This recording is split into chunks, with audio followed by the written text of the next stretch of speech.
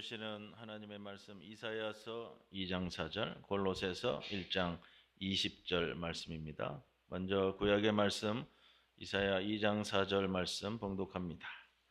그가 열방 사이에 판단하시며 많은 백성을 판결하시리니 무리가 그들의 칼을 쳐서 보습을 만들고 그들의 창을 쳐서 낫을 만들 것이며 이 나라와 저 나라가 다시는 칼을 들고 서로 치지 아니하며 다시는 전쟁을 연습하지 아니하리라.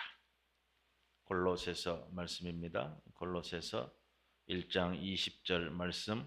그의 십자가의 피로 화평을 이루사 만물 곧 땅에 있는 것들이나 하늘에 있는 것들이 그로 말미암아 자기와 화목하게 되기를 기뻐하심이라. 이 말씀 가운데 성령께서 함께 하시기를 기원합니다. 성도 여러분, 오늘 환경주일입니다.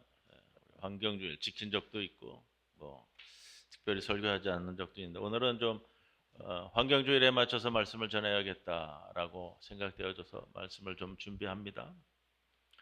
환경주일이 교회가 지킨 43번째.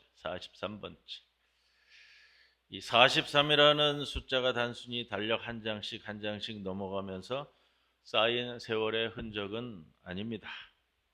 지난 43년간 한국교회가 하나님의 창조 세계를 향해 얼마나 눈물로 기도해 왔는지, 그리고 동시에 우리가 발을 딛고 있는 이 땅이 얼마나 빠른 속도로 파괴되어 왔는지 보여주는 부끄럽고도 엄중한 신앙의 발자취가 아닌가 하는 생각입니다. 1980년대 초반 이 땅에 처음으로 환경을 위한 기독교적 움직임이 시작되었을 때 우리 신앙 선배들은 공해로 고통받는 노동자들의 삶의 현장에서 이 부분을 부르짖기 시작했습니다.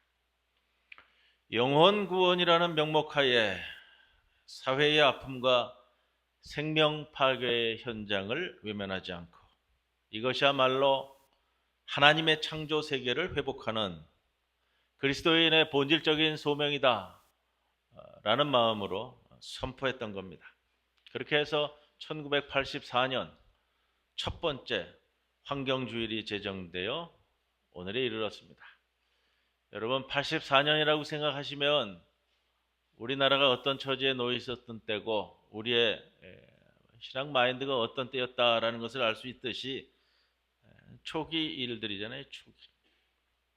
그로부터 43년이 지났습니다. 2026년 오늘 우리가 마주한 현실이 어땠을까? 지구는 매일같이 뜨거워지고 이상기후는 더 이상 먼 나라의 기삿거리가 아니고 우리의 밥상과 생존을 위협하는 기후플레이션이라는 표현을 쓰더라고요. 기후플레이션. 우리가 이로 인해서 참 많이 고통받았던 코로나 시기도 함께 이야기해 왔습니다. 다 같은 맥락에서 이루어지는 겁니다. 빙하가 녹아내리고 해수면이 솟구치고 해마다 수많은 임야가 불타왔습니다. 작년 한 해만도 수많은 산불로 엄청난 면적의 숲이 우리나라에서도 사라지고 인간의 목숨도 희생이 되었고요. 하지만 정작 그 숲속에서 함께 살아가던, 함께 숨쉬던 수억 수천만 마리의 곤충과 새들, 이름 모를 동물들의 죽음에 대해서는 그 누구도 슬퍼하거나 애달아하지 않습니다. 그저 그를 평가할 때는 이렇게 평가하죠. 소실된 경제적 자원 몇 헥타르, 이렇게 보고할 뿐입니다. 우리는 너무나도 빠르게 식물들, 곤충들, 동물들의 비명을 잊어버렸습니다. 오늘 우리는 다시금 질문해야 합니다. 지구의 생태적 기반이 뿌리채 흔들리고 만물이 탄식하고 있는데 과연 인간만의 안락과 번영이 가능할까? 오늘 기도문에서도 보였듯이 보시기에 좋았더라 말씀하셨던 하나님의 그 흡족하심이 오늘날 우리의 탐욕 앞에서도 여전히 유효할까? 히브리어로 인간을 뜻하는 아담이란 말은 땅을 의미하는 아다마라는 단어에서 유래되었습니다. 아다마라는 것은 붓다라는 거예요. 홍토를 얘기합니다. 홍토. 고대인들은 사람의 몸속에 붉은 피가 흐르듯 흙 속에도 생명의 기운이 흐른다고 믿었습니다. 따라서 인간이 흙에서 나왔다는 이 성경에 선포되어지는 말씀은 단순히 인간의 육체적 성분을 설명하는 것이 아니라 인간과 땅이 생명줄로 긴밀하게 이어졌다는 선언입니다. 하나님께서는 흙으로 사람을 빚으시고 그 코에 생기를 불어넣으셨을 때 인간은 땅에 속한 물질적 존재인 동시에 하나님의 숨결을 담고 살아가는 영적인 존재가 되었습니다. 너는 흙이니 흙으로 돌아갈 것이다 라는 창세기의 선언은 인간이 자연을 마음대로 지배하고 군림할 수 있는 절대자가 아니라 땅과 운명을 함께 나누는 유한하지만 순환적 존재라는 것을 우리에게 일러줍니다. 인간이 죄를 짓고 타락했을 때 성경은 그 심판이 인간 개인에게만 머물지 않고 땅으로 흘러갔음을 증언합니다. 땅은 너로 말미암아 저주를 받고 라는 말씀처럼 인간의 불순종과 욕망이 생태적 재앙으로 이어졌습니다. 가인이 아벨을 돌로 쳐 죽였을 때 하나님은 내 아우의 핏소리가 땅에서부터 내게 호소한다라고 말씀하셨습니다. 이때의 땅은 인간의 폭력과 불의를 기억하고 하나님을 향해 증언하는 살아있는 목격자입니다. 레위기 기자는 인간의 죄악이 가득 찰 때 땅이 더러워져 그 주민을 토해낸다라고 엄중히 경고했고, 호세아 선지자는 인간의 허물로 인해 이 땅이 슬퍼하며 그 안에 사는 생물들이 쇠약해진다라고 탄식했습니다. 이처럼 인간의 범죄는 자연의 파괴와 결코 분리할 수 없는 하나의 비극입니다. 오늘날 우리가 마주한 기후 위기는 단순히 환경 오염의 문제가 아닙니다. 그것은 전쟁이라는 인간의 거대한 죄악과 직접적으로 연결되어 있습니다. 오늘날 전 세계를 뒤흔들고 있는 끊이지 않는 총성,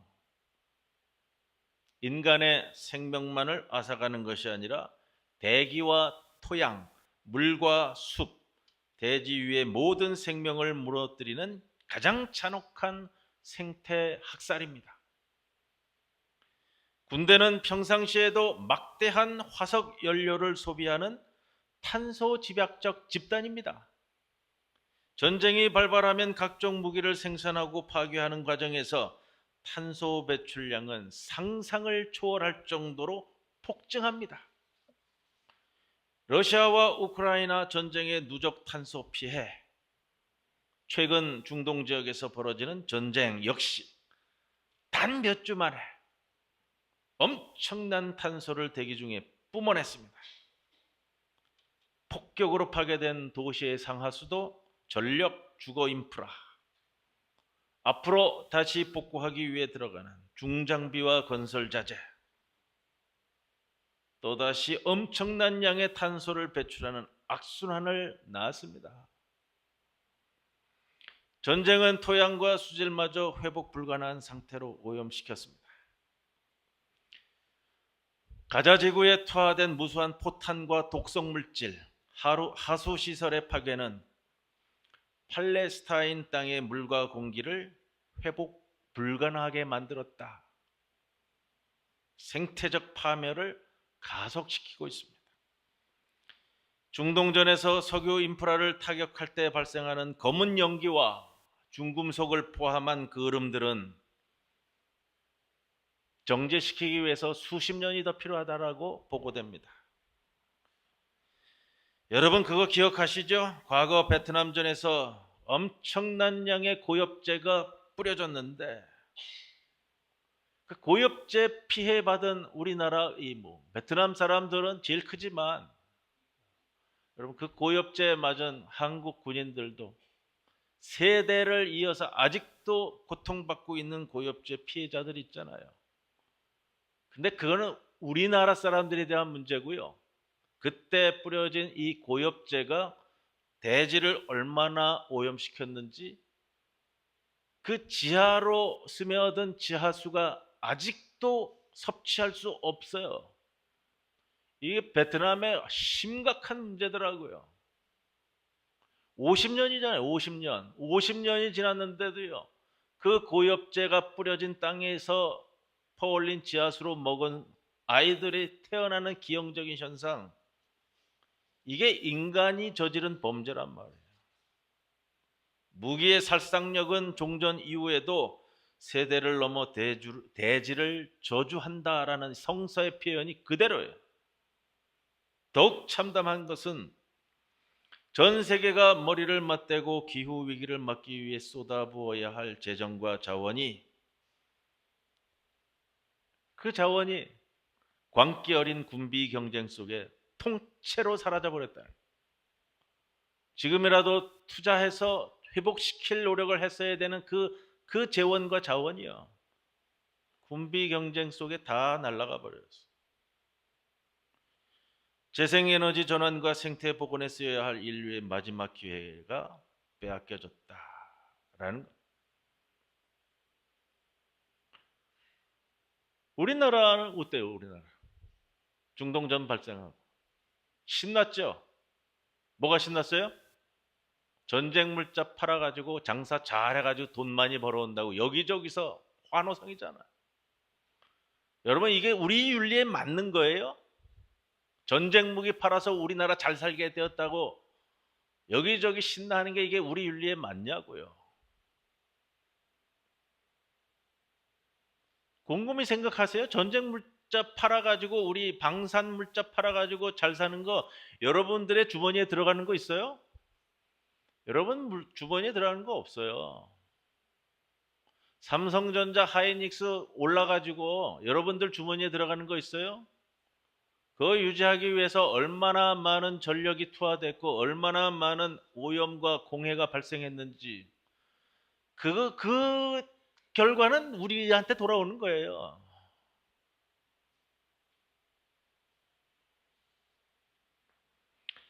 이 참혹한 문명 한가운데서 어떤 복음이 선포되어져야 할까? 오늘 본문 골로새서 1장 20절은 우리에게 굉장히 큰 해답을 선언합니다. 그리스도를 내세워 하늘과 땅의 만물을 당신과 화해시켜 주셨습니다. 곧 십자가에서 흘리신 예수의 피로써 평화를 이룩하셨습니다. 그리스도의 십자가는 단순히 인간 개인의 영혼만을 구원하여 저 천국으로 실어 나르는 천국행 티켓이 아닙니다. 여러분 나만 잘 믿고 내가 신앙생활 잘하고 도덕적 윤리적으로 내가 잘 살았어, 내가 하나님 앞에 구원받아서 천국에 들려 올라간다 그러면서 자연은 다 무너지고 자연은 다 회파되고, 여러분 자연의 회복 없이 인간의 구원이 있을 수 없어요. 나만 구원받으면 된다? 여러분 나만 구원받는 거 없어요. 내 옆에 앉아있는 신앙의 동료자가 구원받지 못하면 내 구원도 없는 거예요. 자연이 무너지는데 나는 구원받을 수 있다? 이런 신앙은 없다니까요.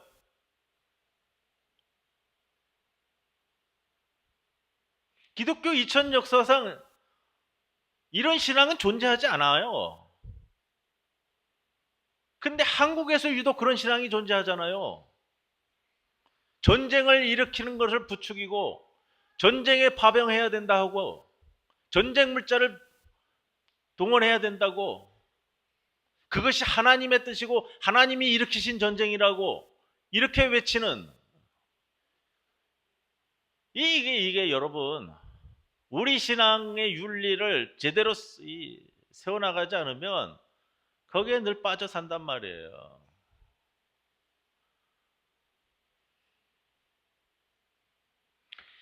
예수 그리스도의 십자가 사건은 세상의 제국들이 사용하는 폭력의 방식을 전면적으로 해체하는 사건. 세상은 더 큰 무기, 더 강력한 군사력, 더 정교한 폭력으로 평화를 이룰 수 있다고 말합니다. 지금도 그러고요. 여태까지 그래왔어요. 이스라엘과 미국의 군사동맹이 그러하고 이 상황에서 안 되겠다. 각자 도생을 위해서 군비를 증강하는 이 세계, 이 세상의 논리가 그러하다.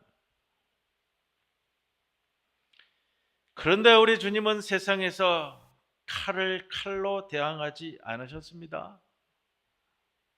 철저한 자기 비움과 희생을 통해 폭력의 희생물이 되는 길을 걸음으로써 도리어 폭력의 문명 자체를 부끄럽게 하시고 진정한 화해의 길을 열어 젖히셨다. 이게 십자가 사건이에요. 그러므로 우리가 그리스도의 보혈을 믿는다는 것은 지배하고 약탈하는 가인의 도시 문명으로부터 돌이켜 만물을 살리는 화해의 사역에 동참하는 것을 의미하는 것. 만물을 살리는 화해의 사역. 피조물의 탄식에 귀를 기울이고 전쟁의 공포 속에서 신음하는 이웃들의 아픔을 나의 아픔으로 함께 짊어지는 것. 이게 바로 십자가의 평화를 오늘 이 땅에 흐리게 하는 교회의 사명이라는 겁니다. 오늘 이사야 선지자는 이 험한 가운데에서 우리에게 위대한 대전환의 비전을 제시합니다. 나라마다 칼을 쳐서 보습을 만들고 창을 쳐서 낫을 만들리라. 민족들은 칼을 들고 서로 싸우지 않을 것이며 다시는 군사훈련도 아니할 것이다. 칼과 창이라는 혐오와 폭력의 도구를 내려놓고 대지를 일구고 생명을 살려내는 보습과 낫을 손에 쥐라는 하나님의 준엄한 명령입니다. 기후위기 시대에 교회가 무엇을 해야 하느냐고 묻는 이들에게 우리가 먼저 생명의 숲이 되어야 한다라고 대답해야 합니다. 숲은 거대한 나무 한 그루로 이루어지지 않습니다. 눈에 보이는 나무와 풀꽃, 보이지 않는 흙 속의 지렁이와 미생물들, 바람과 햇빛이 서로가 서로에게 숨결이 되어주는 역동적인 생명의 망을 이룰 때 비로소 숲이 되는 겁니다. 우리가 생명의 숲이 된다는 것은 타자를 지배하고 착취하려는 우리의 폭력적인 세계관을 근본적으로 바꿔서 공존과 돌봄의 영성으로 거듭나는 것을 뜻합니다. 몇 달 전 한국 전쟁의 참상을 담은 어느 다큐멘터리 기록 영화 속 한 장면이 떠오릅니다. 포탄이 곧 빗발치고 수많은 목숨이 찢겨나갈 치열한 낙동강 전투의 현장인데요. 흑백 다큐멘터리였어요. 흑백 다큐멘터리. 군인들이 주먹밥을 전달받으며 먹고 있고 대포를 운반하고 있는 상엄한 긴장감 저편에 모습이 하나 보이는데 놀랍게도 그 와중에도 묵묵히 밭을 갈고 씨앗을 뿌리는 어느 농부의 모습이 화면 저편에 잡혔습니다. 죽음과 파괴의 그림자가 엄습하는 그 전쟁터 한복판에서 그 누군가는 오늘도 묵묵히 생명을 일구고 있었습니다. 성도 여러분, 오늘 기후 파괴와 전쟁이라는 이중의 재난 속에서 신음하는 이 세상을 향해 우리가 해야 할 일이 이것이다 라는 것을 보여주는 장면입니다. 폭력과 혐오의 칼을 쳐서 쟁기를 만들고 포탄이 빗발치는 절망의 세상 한가운데서 생명의 씨앗을 뿌리는 일. 우리가 먼저 탐욕을 내려놓고 서로를 지탱해주는 생명의 숲이 될 때 가시나무와 엉겅퀴로 가득한 창조 세계는 비로소 치유와 기쁨의 노래를 부르게 될 것입니다. 우리가 밟고 서 있는 이 땅, 이 대지, 다시금 하나님의 흡족한 동산으로 회복하는 거룩한 전환의 행진에 우리 모든 성도들이 기꺼이 생명의 청지기로 동참해야 함을 다시금 깨닫고 이것을 기쁨으로 여겨 함께 할 수 있는 우리 모든 성도들 되기를 주님의 이름으로 간절히 축원을 드립니다. 아버지 하나님, 오늘날 이 세상에서 벌어지는 모든 일들에 대해서 우리 모두가 회개하도록 우리의 심령을 이끄소서. 이러저러한 모든 가운데 그저 나의 탐욕만을 앞세우는 우리의 모습을 다시금 돌아보게 하시사 보시기에 좋았다는 그 창세기의 주님의 선언이, 주님의 그 흡족함이 오늘 이 땅에서도 이루어지도록 우리가 모든 면에 노력하는 주의 백성들로 살아가게 하옵소서. 예수님의 이름으로 기도드리옵나이다. 아멘.